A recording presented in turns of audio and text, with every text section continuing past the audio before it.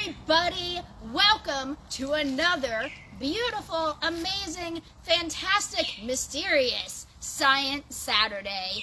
I can now call myself Director Kitty Edwards. Somebody told me I haven't been doing that. With the Department of Planning and Natural Resources in the Division of Territorial Parks and Protected Areas. That's long. I'm still Kitty. So, welcome to another Science Saturday. We are in a brand new location for me, and it is absolutely beautiful here. So, I'm on St. Croix. I got to do a little trip over here to visit all my Crucian friends, and I am in a gut. What does that mean? We're gonna find out. We are here in this gut to meet the watershed man, David Hensley from UVI. Let's go find him. There's a machete. He must be nearby. Hey, David. Hello, good morning. Good morning. How are you doing? I'm good. My feet are a little wet, I suppose, but that's where I like to be. I like to Awesome. get my feet wet. Well, welcome to Science Saturday. Thank you. For our viewers who may not know you, who are you, where are we, and why are we here? Well, I am David Hensley. I am the watershed guy, I suppose. I'm a soil scientist, technically. Ooh, hence the shirt. Soil, yes. Love it. It's a science also. I'm a soil scientist at the School of Agriculture here at UVI. Okay, very cool. I am a UVI alum, not from the School of Agriculture, but happy to represent the alma mater. So, what do you do? Well, to put it quite simply, who are you?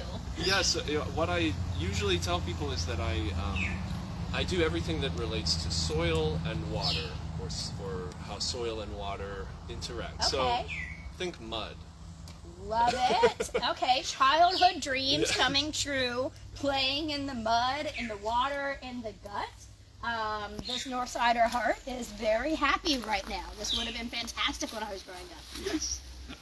And that's kind of demonstrated where we are here. This is a gut. This is Adventure Gut. So for okay. where we are, for those who know St. Croix a little bit, we're right across from the agriculture grounds, the fairgrounds. Okay. And also, the farmers market. I was there already this morning. Exactly. It's right across the street here, close to UVI also. And so this is a gut that actually runs through the ag fairgrounds. Okay. And we're just downstream of that right now. Okay, super. So, to be inclusive of all audiences, what's a gut? So a gut is, in the VI and in the Eastern Caribbean, is a term that we use to mean really a stream. Okay. But it's a special kind of stream because it usually means the technical term is an ephemeral stream. Ooh, vocab word, ephemeral stream. Ephemeral. What is ephemeral? Ephemeral meaning kind of fleeting, not there all the time, not permanent. Am I ephemeral? Sometimes I feel a little ephemeral, fleeting, not quite there, but I am here now. This is exciting. All right, so this is an ephemeral stream, which we in the Virgin Islands and other places in the Caribbean call a gut. Right. And so from growing up, I know, hopefully correctly, that guts don't always have water. That's right. But you have found some. Yes. Yeah. It's a special day. There's water in the gut. As you can see, it's not flowing, but the fact that there's water in this place is actually a little bit unusual. That, we have been having a very wet year, and so this is the proof. Okay. So ephemeral, just to be clear, that means that it doesn't always flow. It dries out. Okay. Not all streams are like that in the world, but in the VI, they usually do dry out. Okay, that's really cool. And it's interesting. I am also noticing things swimming around you, which is really cool. Because, what are these creatures that are in this haphazard, temporary lifestyle? What chaos. Yes, it's amazing actually how even though the water may only be present in the gut for a short period of time, so many organisms make use of it. I think a lot of these are probably tadpoles. Ooh.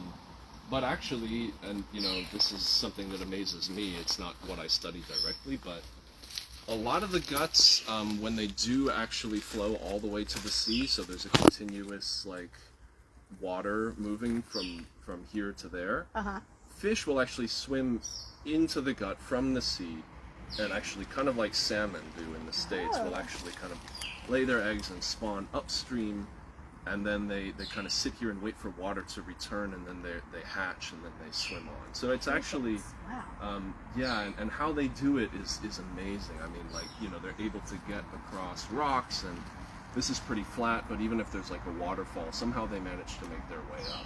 Wow, that is really cool. That's really cool. This is really beautiful in here. I am so excited. Okay, so you have a lot of really amazing science to talk about, but it's so pretty. This tree right here, like, what is this tree's name? Well, it goes by several names. Okay. Ceiba is what a lot of people call it, sometimes silk cotton as well. And this is a native tree. This is one of our kind of most charismatic and kind of like special native trees. It is often found by a gut. Okay. It likes water a lot. I mean, you can see the roots are actually in the water, you know, so it's not a coincidence that we're seeing it here. Okay. It's really famous for these roots. You see how they kind of fan out and wave like that? We call that buttressed roots. Okay. And they can get, if you see others in the VI that are even larger, they can get so big that you could like hide behind them and There's stand one in at St. George's Botanical Garden. Yes. I think. Yes. I think. I believe so, yes. Cool. You're beautiful. Thank you, Tree, for being here. And thank you for David for introducing us. It's really cool. Okay, so back to the science. Yes. What do you study? Like, what is the question? Or I'm sure you have lots of questions. It's Always lots of questions. Kind of what being a scientist is, asking course. questions. Yes. I wish I had known that as a kid. I would have asked a lot more questions and maybe been a scientist. But I talk a lot, so this works. I talk to the scientist. So if you had to pick like the number one question, what is your question? Yeah, well, all scientists have, I guess, more questions than answers, right? So, but that's actually easy for me because I just have to think about what do I kind of lay awake at night thinking about? What am I preoccupied by? Okay. And that question has to be, why don't the guts flow like they used to flow, right? And so, you know, I've lived here 6 years now, but people who've lived here their whole lives, or old folks, or people, you know, who read the old books and everything, consistently across all the territory, people talk about how the guts, many different ones, flowed more of the time, or some of them were not ephemeral, some of them were perennial, which means vocab word. which is the opposite of ephemeral. It's Okay. it's a stream that flows all the time. Okay. Right? But those have dried out over the last 50, 100 years, several decades. So, and that's happened across the territory. This is a stream that used to flow quite a bit more often. The fact that there's water here now, lately, has been kind of rare. Okay. But in the past, like 50 years ago, 100 years ago, this was perennial. So people would come here and fish and all these kinds of things, and you can read about that. And old folks know about that and remember it. Yeah. So why did that happen? That's the question that I really want to answer with my science. Okay. So should I ask it, or? You're free to ask, but as a scientist, I have to say that the answer has not been found yet. So I can talk to you about some theories that we have, but in order to actually feel confident enough to say that we know this or we believe this is the answer, we don't have enough data yet. So my job is to collect that data, to be able to say. But there are some good hypothesis ideas out there. So one of them is just maybe it rains less than it used to, right?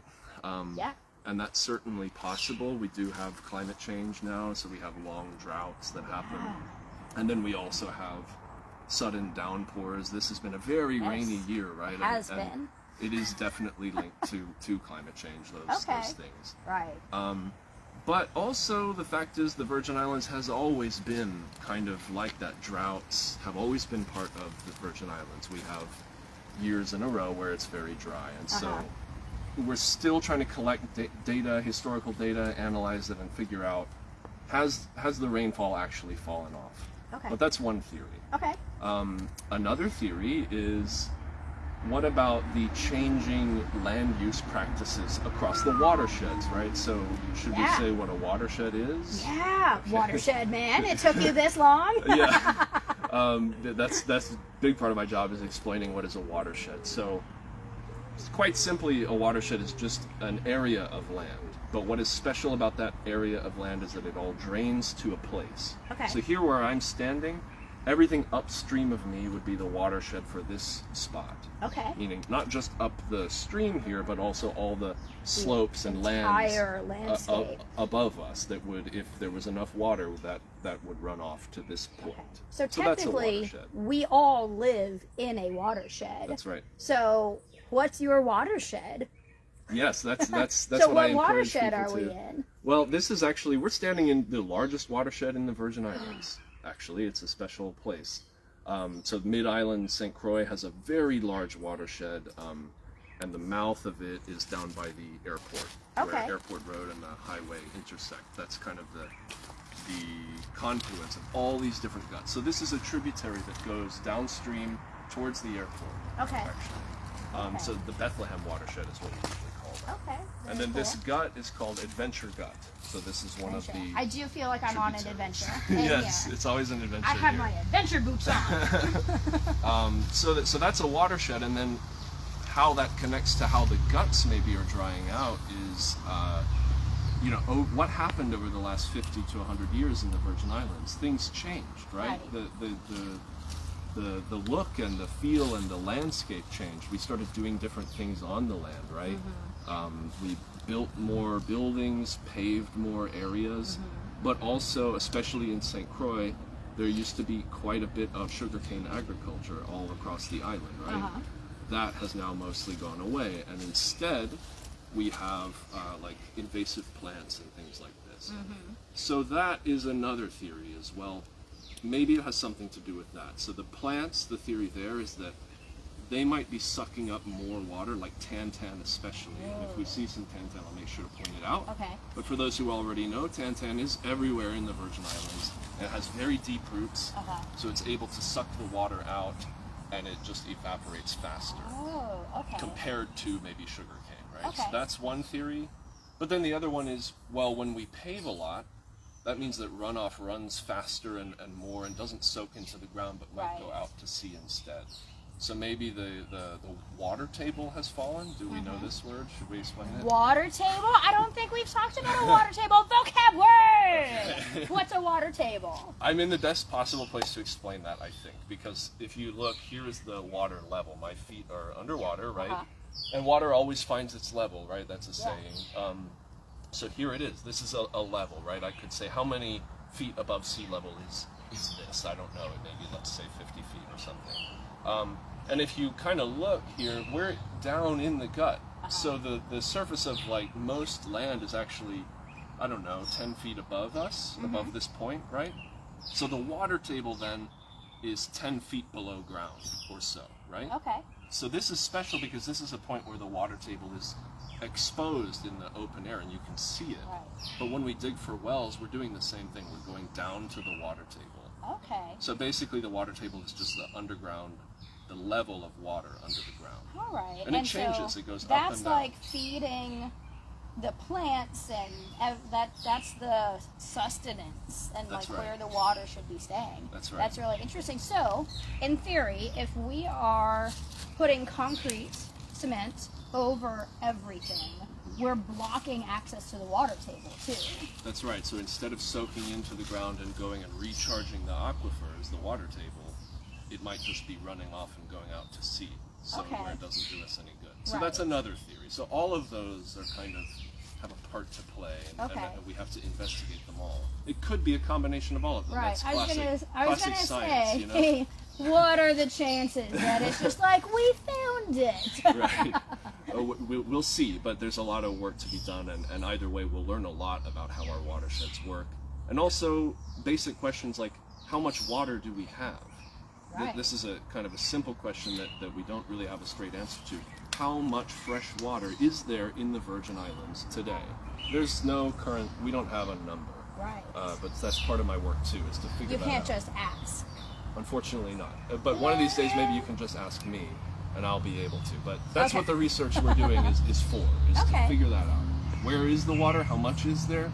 And where's it going? Where is it going? Yeah. So, speaking of where is it going, as I'm looking around you, we have, I don't know the real name for these plants. I Snake apologize. plant. Snake plants. Okay, so there, something knocked right. them over. That's right. Water? Yes, I'm indeed. guessing? Absolutely. Okay. So this is actually kind of amazing. You know, this is, again, not normal. Just a few months ago, these were standing upright. So I mentioned that that's downstream, right? And you can see that they're all pointing that direction, right? So you're right, that's the flow of water. So actually what that tells us is that all the way up there, way above my head where I'm standing, was rushing water. So not too long ago, it would have been What? extremely dangerous. I to would be not in have this been in spot. here. We would not have been able to make it out of that one. If we had like a crazy production of Science Saturday, there would be like an animation of me getting washed down the road, or in a tube. I'm not doing any of those things. All right, that's so crazy. bottom line is that was a flash flood. Okay. And so again, you know, people probably remember, you know, in the last few weeks we've been having those. And Yes. you know, one of the things that I do is I have sensors that track the water level in the guts, so I can probably go back in my data and tell you when this happened. I believe it was late April. Okay. So, but this is not, again, this doesn't happen every year. Right. It's sometimes we go years and years without it reaching that level. But this year is very wet, so it happened. Okay, interesting. And now I see another evidence of water flow. I don't know if you want to move out of your puddle. Yes. It looks lovely and comfortable, but just a little bit further up. Yes. There's this. Now, when we were setting up the video, you told me this is a gully. That's right. Okay. So What's that mean?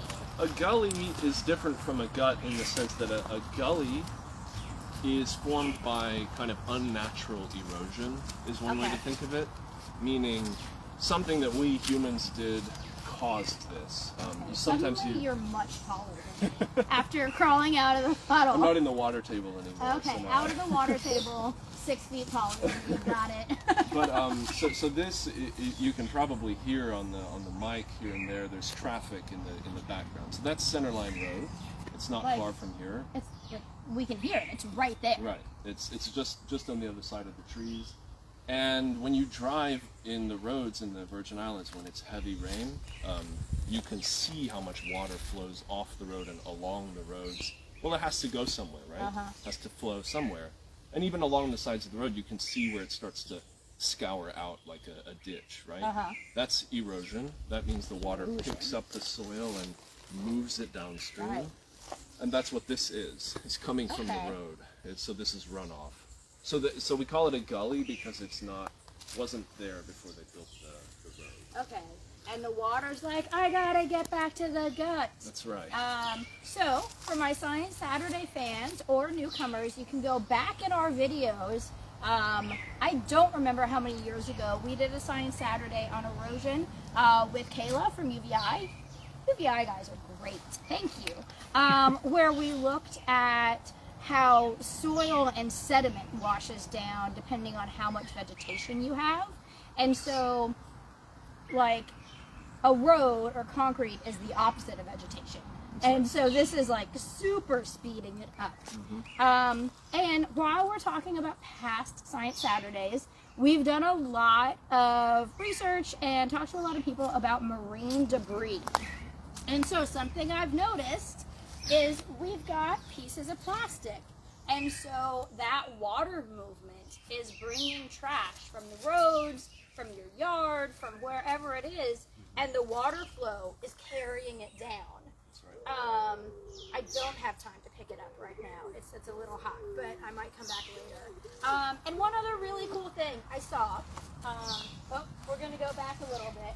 So I noticed there is a piece of coral here, Yes. and I'm going to put it back where I found it. But why is there coral in the gut? Cut to such a perfect square shape.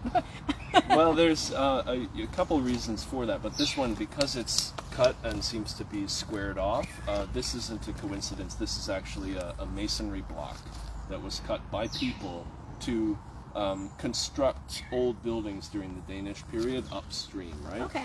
And so just upstream of us here is an old Danish bridge that is made out of this kind of material. Whether this came from the bridge or not, I can't say, but Right. in those days they built out of these coral stones. And so Okay. this is actually why that's there. But that being said, I mean, all across the Virgin Islands, a lot of stones that are just naturally found in the environment are corals. You can look at them and see the coral fossils.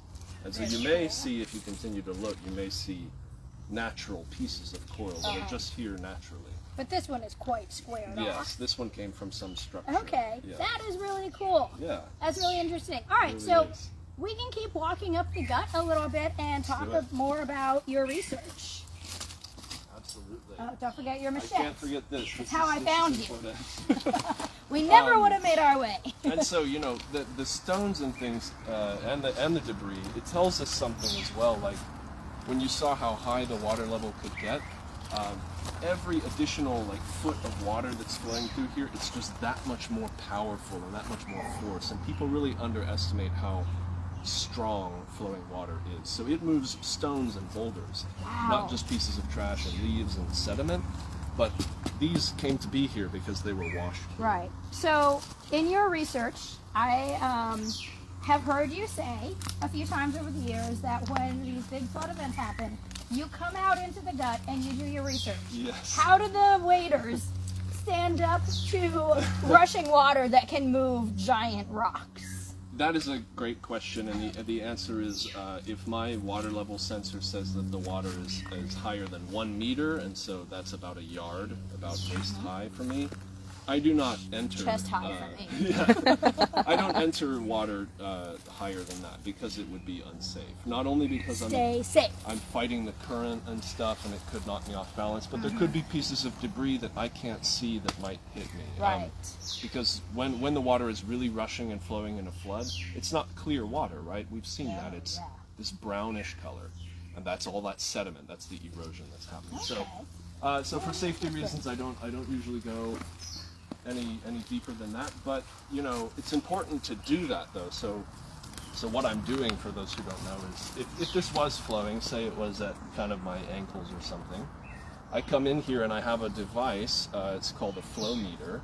And it's just like a long stick with a kind of an instrument at the end.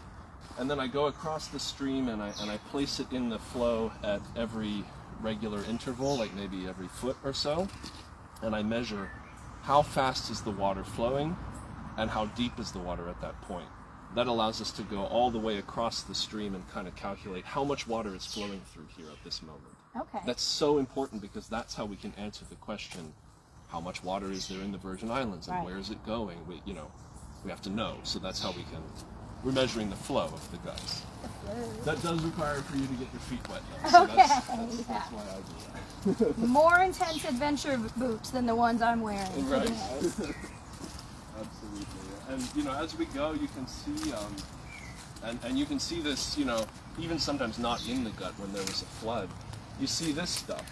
This is a telltale sign of recent flow. So this obviously is just debris that was carried along by the floodwaters and it got caught here and it stays. And usually you can look for that and you can see it up there too, right? Right. So this is our clue that the waters were really quite high here. But you can often see this just down at a lower level and it's still a clue that there was flow there. That's galvanized. That's just like a hunk of metal. Yes. Whew. And Crazy. often when we're out in the guts and in the forest and stuff, we often see old debris like that. Some of it maybe is from the hurricanes. Some of it may be even older than that.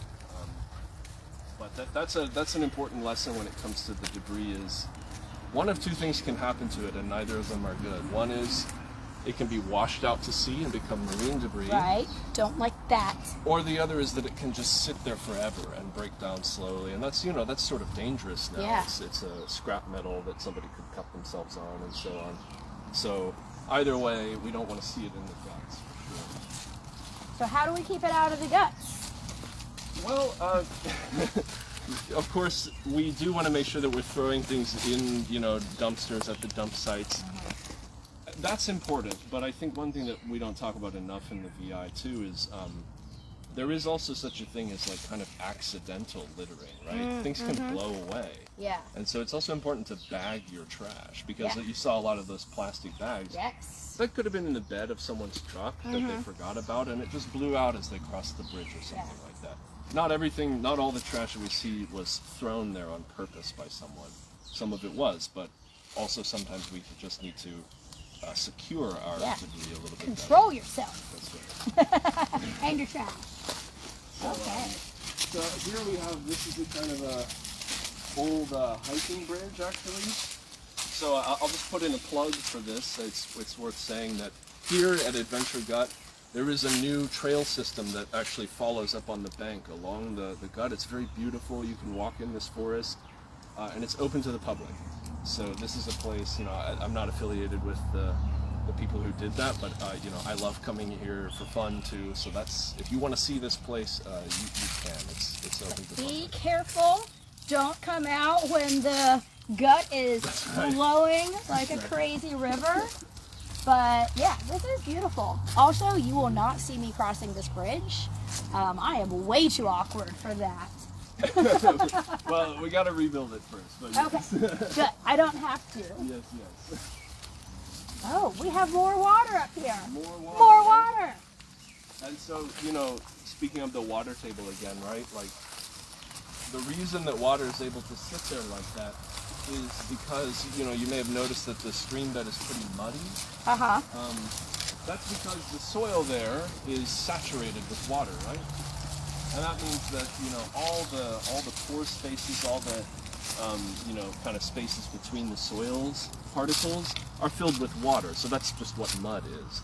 If we were to pour water on this, it would form a puddle right there, right? Okay. But if this was dry, if we were in the dry season, it would soak in and it would disappear, right? So that's kind of how I explain, like, how or why do the guts dry up? We want to know why it happened, like what was the historical reason. But one thing I can tell you for sure is that the fact that they've dried up, what we know is that means the water table fell.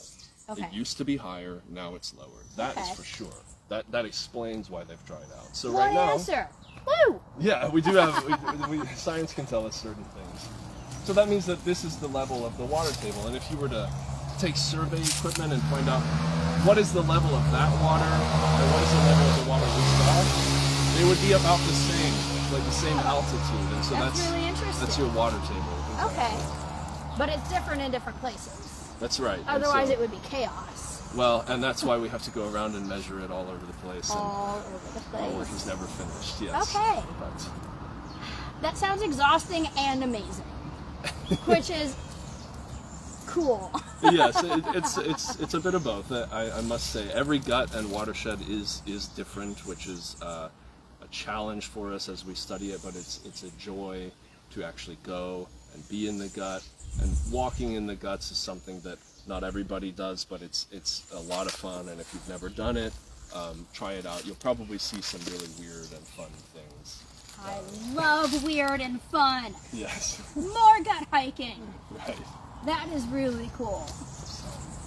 So I guess the take-home message would be, if I was going to say one, is the guts are very important and special, but in many different ways, right? So it's like it's the special native trees and the fishes and organisms that live in it, but it's also like our water resources. We drink water, we need water here in the Virgin Islands to live here, so this is also a place where we can appreciate the fact that there is fresh water here right now. It's very special, and so that the guts tell us something about kind of how our watershed is working at any given That's time. really cool. That's a really beautiful message. It is important and special. I hope that everybody has time to come out and enjoy a gut. It sounds silly, but this is beautiful, man. Like, it's crazy. Also, I see the old bridge. Oh yeah, back maybe you there. can see like, it. I can barely see it through there. This That's is it. absolutely amazing. David, Watershed Man, thank you so much for Thank hanging you. out with us this morning. The work you do is so much fun.